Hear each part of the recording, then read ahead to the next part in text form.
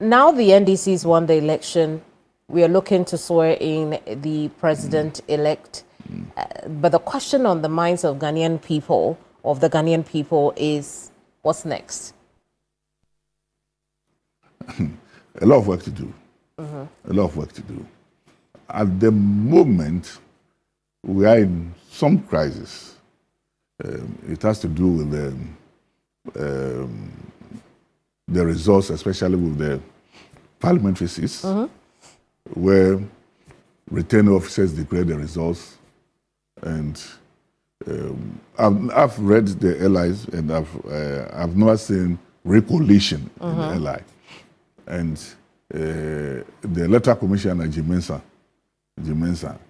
trying to recollect, which is very funny to me. And the same electoral commission some time ago said, in the 2020 election, that after the election had been declared, if you have any problem, you go to the courts.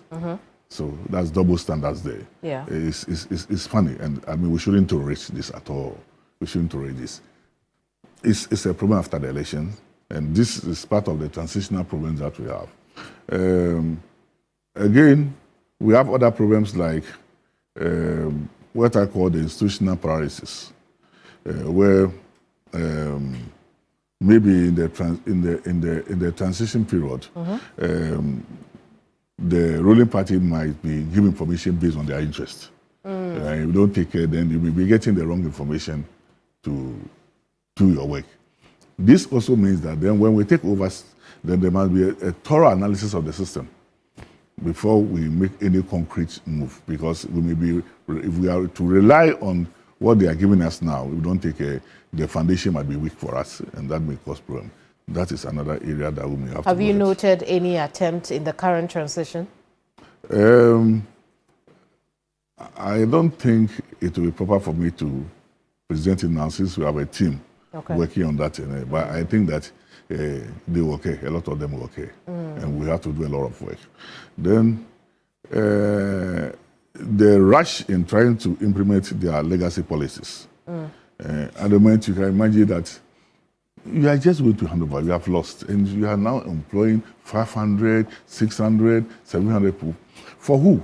For whose budget? For whose budget? Because we are going to run the country. You have lost, we are going. At least, let's be,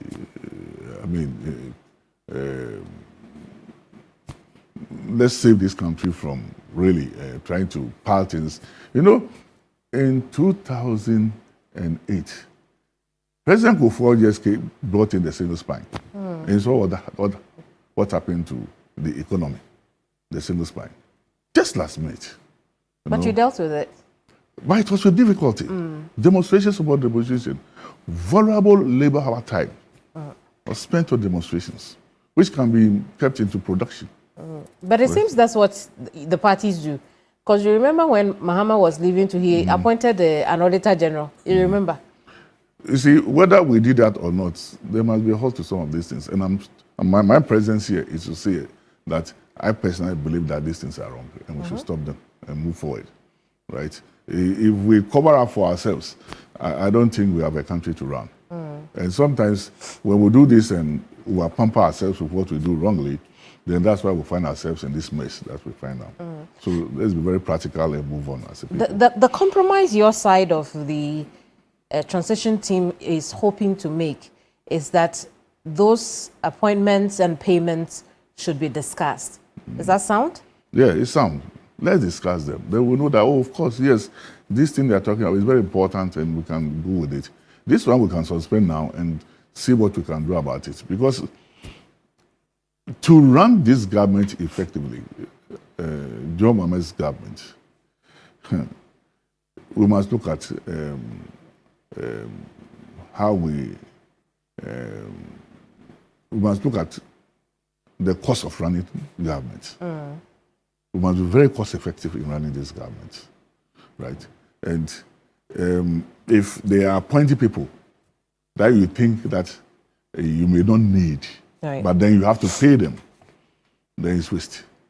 And we should avoid waste. To reset this country, we should avoid waste. And need strong hands to lead that. Yeah.